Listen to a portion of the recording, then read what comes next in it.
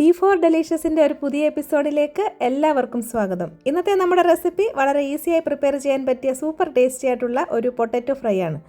നല്ല ചൂട് ചോറും ഈ പൊട്ടറ്റോ ഫ്രൈയും തേങ്ങ ചമ്മന്തിയും മുട്ട പൊരിച്ചതും ഒക്കെ ഉണ്ടെങ്കിൽ പിന്നെ ഊണിന് വേറെ എന്ത് വേണമെന്ന് തോന്നിപ്പോകും. അപ്പോൾ നമുക്ക് പെട്ടെന്ന് റെസിപ്പി കണ്ടു നോക്കിയാലോ. ഞാനിവിടെ ഒരു വലിയ സൈസുള്ള ഉരുളക്കിഴങ്ങാണ് എടുത്തേക്കുന്നത്. ഇതിൻ്റെ മുകളിലുള്ള മണ്ണൊക്കെ ഒന്ന് കഴുകി കളഞ്ഞ ശേഷം ഒരു പൊട്ടറ്റോ പീലർ കൊണ്ടോ കത്തി കൊണ്ടോ ഇതിൻ്റെ തൊലി കളഞ്ഞെടുക്കണം. അതിനുശേഷം ഒന്നുകൂടി കഴുകി വൃത്തിയാക്കുക. പിന്നീട് ഒരു ടിഷ്യൂവോ തുണിയോ ഉപയോഗിച്ച് ഇതിൻ്റെ മുകളിലെ വെള്ളമയം നന്നായിട്ട് തുടച്ചു മാറ്റാം.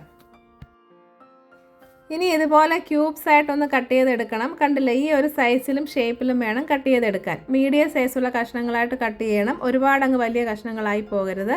അതുപോലെ എല്ലാ കഷ്ണങ്ങളും ഏകദേശം ഒരേ സൈസ് കിട്ടത്തക്ക വിധം കട്ട് ചെയ്തെടുക്കണം. പിന്നീട് ശ്രദ്ധിക്കാനുള്ളത്, നല്ല ചൂട് കട്ടിയുള്ള ഒരു പാൻ വേണം ഈ ഫ്രൈ ഉണ്ടാക്കാനായിട്ട് ഉപയോഗിക്കാൻ. ഒന്നുകിൽ ഒരു നോൺ സ്റ്റിക്കിൻ്റെ പാനോ അല്ലെങ്കിൽ ഒരു ഇരുമ്പ് ചട്ടിയോ ഉപയോഗിക്കാം.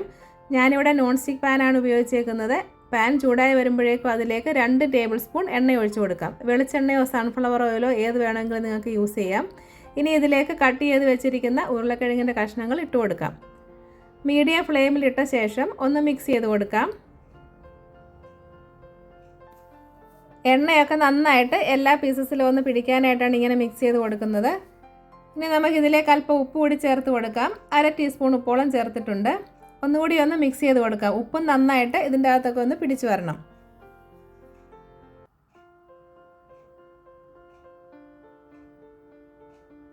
ഇനി ഏകദേശം 5-6 മിനിറ്റ് നേരം നമുക്കിതൊന്ന് അടച്ചു വെച്ച് വേവിച്ചെടുക്കണം.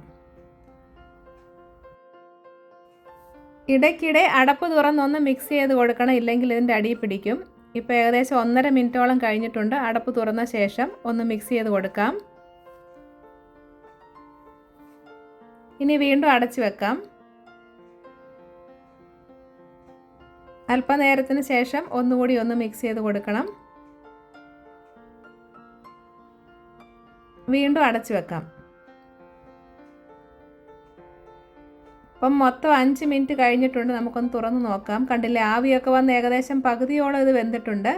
ഇനി ഇത് അടയ്ക്കേണ്ട ആവശ്യമില്ല. ഇനി ഇതിലേക്ക് നമുക്ക് പൊടികളൊക്കെ ചേർത്ത് കൊടുക്കാം.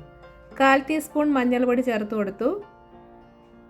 1 ടീസ്പൂൺ കാശ്മീരി മുളക് പൊടിയും 1/2 ടീസ്പൂൺ റെഡ് ചില്ലി പൗഡറുമാണ് ചേർത്തേക്കുന്നത്. ഇനി ഒന്ന് ഇളക്കി കൊടുക്കാം. മുളകും മഞ്ഞളും ഒക്കെ നന്നായിട്ട് എല്ലാ പീസസിലും ഒന്ന് പിടിച്ച് വരണം. ഇനി ഇതിലേക്ക് 2 അല്ലി വെളുത്തുള്ളി ചതച്ചത് കൂടി ചേർത്ത് കൊടുക്കാം. ഇനി ഒന്ന് മിക്സ് ചെയ്ത് കൊടുക്കാം. വെളുത്തുള്ളി ചേർത്ത് കഴിഞ്ഞാൽ നല്ലൊരു ഫ്ലേവർ ആയിരിക്കും നമ്മുടെ പൊട്ടറ്റോ ഫ്രൈക്ക്. ഇനി ഇടയ്ക്കിടെ മിക്സ് ചെയ്ത് നല്ല ക്രിസ്പി ആയിട്ട് ഇതൊന്ന് വേവിച്ചെടുക്കാം. മീഡിയം ഫ്ലെയിമിലിട്ട് ഇങ്ങനെ ഇടയ്ക്കിടെ ഒന്ന് മിക്സ് ചെയ്ത് കൊടുക്കണം. ഇപ്പോൾ ഇതിവിടെ ഏകദേശം വെന്ത് വന്നിട്ടുണ്ട്. നമുക്കൊരു പീസ് എടുത്തൊന്ന് നോക്കാം വെന്തിട്ടുണ്ടോയെന്ന്. ഇതിന് നല്ല ചൂടുണ്ട്. അപ്പോൾ ഒരു സ്പൂൺ വെച്ചൊന്ന് കട്ട് ചെയ്ത് കൊടുക്കാം. കണ്ടില്ലേ, നന്നായിട്ട് ഇത് വെന്തിട്ടുണ്ട്. ഇൻ കേസ് വെന്തിട്ടില്ലെങ്കിൽ ഒന്നുകൂടി ഒന്ന് ഫ്രൈ ചെയ്തെടുത്താൽ മതി. ഉപ്പ് നോക്കിയിട്ട് ആവശ്യത്തിനുള്ള ഉപ്പ് കൂടി ചേർത്ത് കൊടുക്കാം. ഇനി ഇതിലേക്ക് 1/2 ടീസ്പൂൺ മല്ലിപ്പൊടിയും 2 നുള്ള് കുരുമുളക് പൊടിയും ചേർത്ത് കൊടുക്കാം. ഇളക്കി യോജിപ്പിച്ച് പൊടികളുടെ പച്ചമണം ഒന്ന് മാറ്റിയെടുക്കണം. ഏകദേശം 1 മിനിറ്റോളം ഒന്ന് ഇളക്കി കൊടുത്താൽ മതി. ഇനി ഇതിലേക്ക് 1/2 ടീസ്പൂൺ ഗരം മസാല കൂടി ചേർത്ത് കൊടുക്കാം. വീണ്ടും ഒന്നുകൂടി ഒന്ന് മിക്സ് ചെയ്ത് കൊടുക്കാം. അപ്പോൾ നല്ല ക്രിസ്പി ആയിട്ടുള്ള നമ്മുടെ പൊട്ടറ്റോ ഫ്രൈ ഇവിടെ റെഡി ആയിട്ടുണ്ട്. ചൂടോടുകൂടി ചോറിൻ്റെ കൂടെ കഴിച്ച് കഴിഞ്ഞാൽ നല്ല ടേസ്റ്റാണ് ഇതിന്. അപ്പോൾ എല്ലാവരും ഈ റെസിപ്പി ഒന്ന് ട്രൈ ചെയ്ത് നോക്കിയ ശേഷം നിങ്ങളുടെ ഫീഡ്ബാക്ക് അറിയിക്കാൻ മറക്കരുത്. വീഡിയോ ഇഷ്ടപ്പെട്ടാൽ ചാനൽ സബ്സ്ക്രൈബ് ചെയ്യാനും ലൈക്ക് ചെയ്യാനും ഷെയർ ചെയ്യാനും മറക്കരുത്. ഒരു പുതിയ വീഡിയോയുമായി നമുക്ക് അടുത്ത എപ്പിസോഡിൽ കാണാം. അതുവരേക്കും ബൈ.